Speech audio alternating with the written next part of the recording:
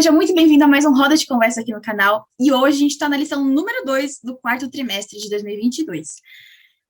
Para começar, quero apresentar para vocês a nossa querida jovem, a Micaela. Mica, é um prazer estar aqui com você, com a gente, que você se sinta muito à vontade aqui com a gente. Ó, babado, parênteses, a gente não combinou que ia estar todo mundo de vermelho, tá? Você viu que conexão? Ai, eu adoro. Bom, mas então, bora para a lição. A lição dessa semana tem como título Palavras Importam. E olha, quando eu fui ver primeiro, eu falei, ai, que brega, palavras importam, que título é esse? Enfim, esse foi o meu primeiro sentimento. Lendo a lição, eu vi que, cara, faz todo sentido. A parte de domingo traz pra gente que em Gênesis 7, 2:7, tem 3 ideias muito importantes, que é, Deus forma o corpo físico do pó da terra de Adão, Deus soprou o fôlego de vida nas narinas do corpo sem vida, e, por fim, ele mostra pra gente que o corpo mais a respiração é a alma vivente. Então, um conceito muito importante aqui que ele traz para a gente é alma.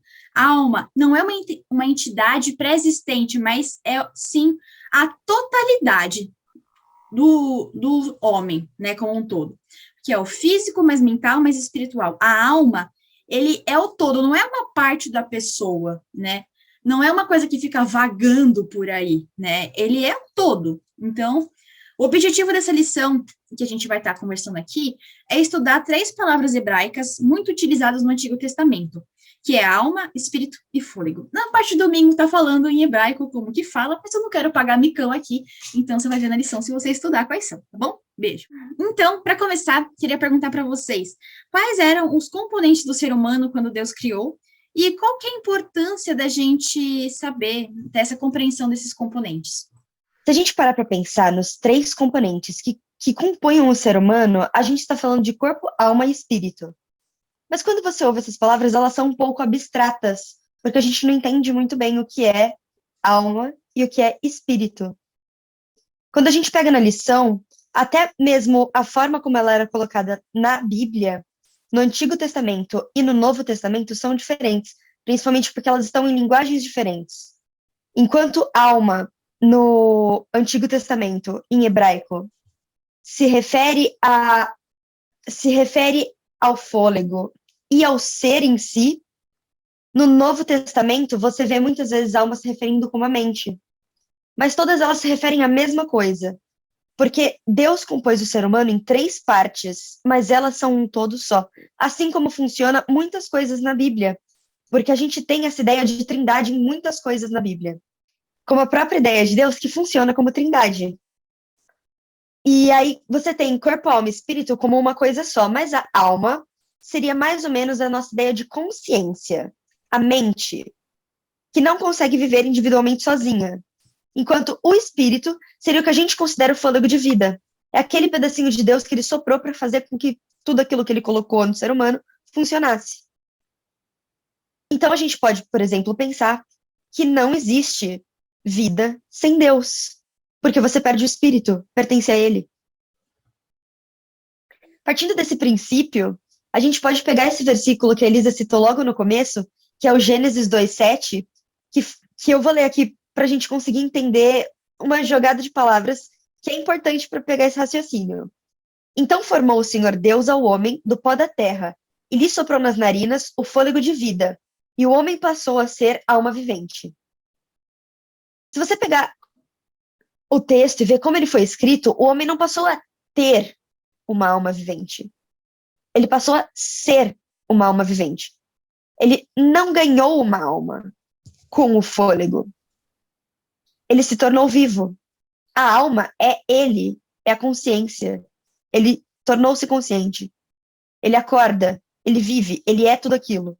Ele é uma alma vivente. Ele não possui uma alma. E isso é fundamental para a gente guiar as nossas crenças. Pensa assim, ninguém questiona a imortalidade do corpo, porque a gente sabe que a morte é presente, sabe?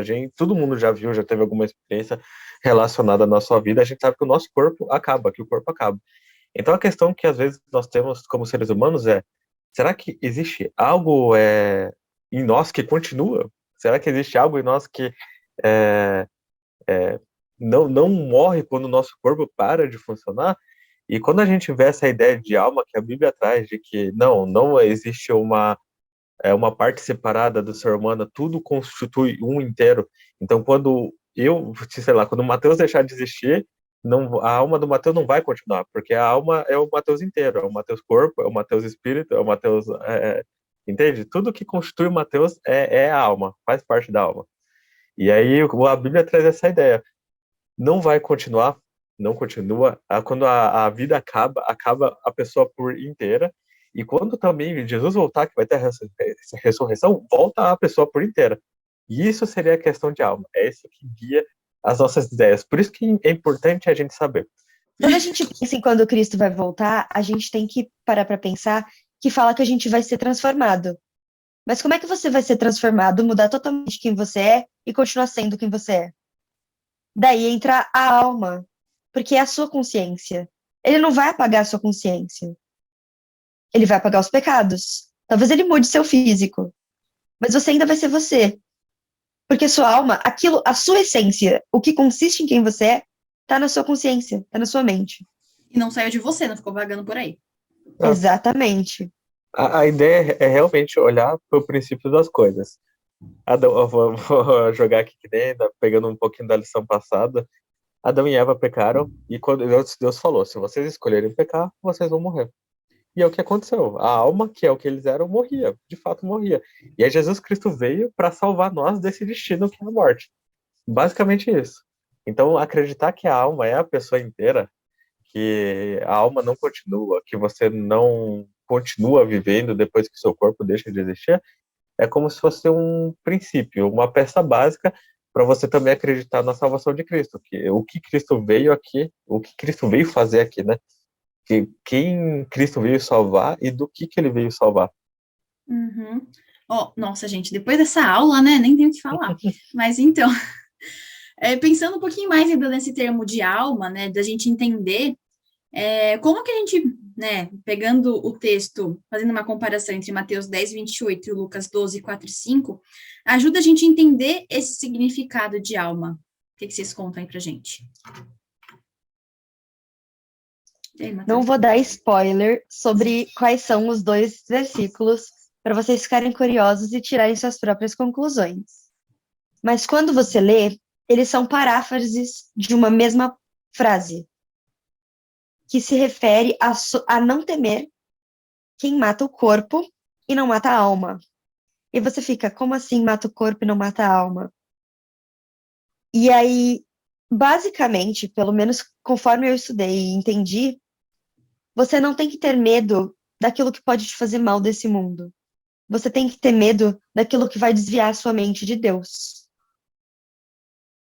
Porque a alma, a sua alma, não é uma coisa que vai sair e vagar por aí. A sua alma é quem você é e a sua mente.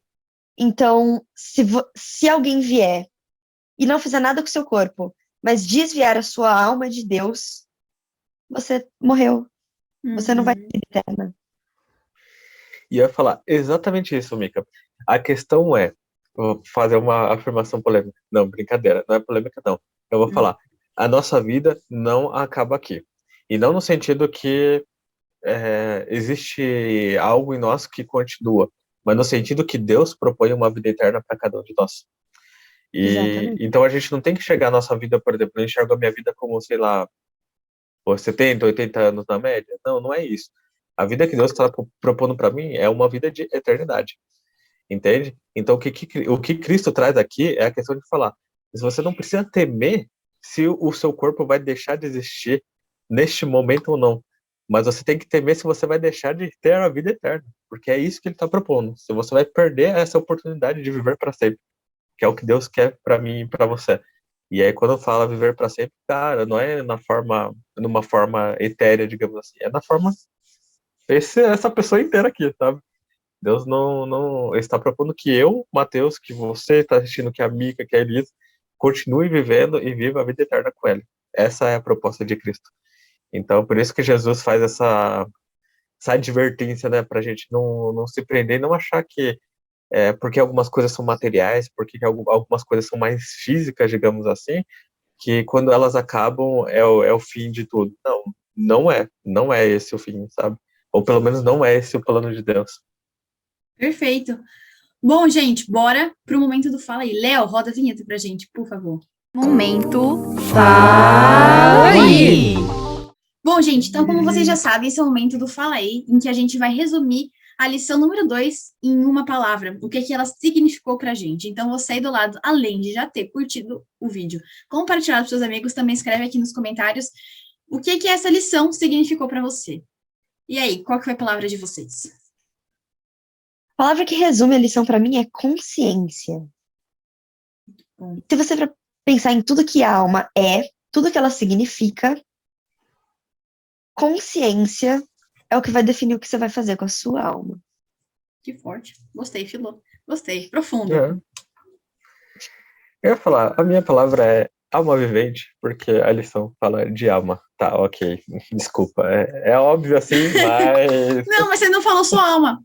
Tá, eu perdoo porque alma vivente são duas palavras, mas tudo bem. Eu entendi, é o conceito, saquei. Porque é exatamente. É uma palavra-chave que é formada por duas palavras. É isso. Ó, passou Exatamente. aí, ó. Passou por Exatamente. Porque é o tema central da lição, é o conceito que a lição veio para nos direcionar nossos estudos e para a gente precisar entender, querer entender. Que é a ideia de alma vivente. O que é isso? Qual que foi a proposta de Deus? O que Deus queria quando ele criou isso, né? Quando ele nos criou como almas viventes. Então, para mim, essa a palavra-chave. A minha palavra foi totalidade, porque são 3 palavrinhas, mas que às vezes pegam a gente, né? Mas eu entendi com a lição que nós somos o total, do espiritual com o físico, com o mental. Então, para mim, totalidade, a gente é o todo, a gente não é pedaço, a gente é o todo. Então, para mim foi isso. E para finalizar, queria ler aqui com vocês um texto que fala na parte de sexta-feira, que diz o seguinte: Satanás começou com seu engano no Éden, disse a Eva. É certo que vocês não morrerão. Essa foi a primeira lição de Satanás sobre a imortalidade da alma. E ele tem prosseguido com esse engano desde aquele tempo até o presente, e conservará até que termine o cativeiro dos filhos de Deus. Foram-me indicados Adão e Eva no Éden. Isso é Ellen White falando, né? Eles participaram da árvore proibida. Então a espada flamejante foi colocada em redor da árvore da vida. E eles foram expulsos do jardim para que não comessem da árvore e se tornassem pecadores imortais. Cara, que forte, né? Aí isso junta completamente com o que a gente viu na lição passada sobre as vozes e qual que é a influência da nossa escolha perante isso, né? Fortíssimo. Tô até passada. Enfim, essa foi a lição número 2. Mica, é um prazer ter você aqui com a gente. Muito bom Obrigada. ter você aqui com a gente nesse momento especial. É isso. Então, nós esperamos você Na próxima semana. Tchau, gente. Deus sopra o fôlego de vida no nariz. Peraí, o quê? Nas narinas, desculpa. Por exemplo, se você. Não vai ficar ruim. Como a própria ideia de Deus, que funciona. A gente sabe que tem várias, como nós podemos dizer. Nossa, agora eu buguei. E é isso, gente. Nós esperamos você. Vamos, Matheus, na semana que vem.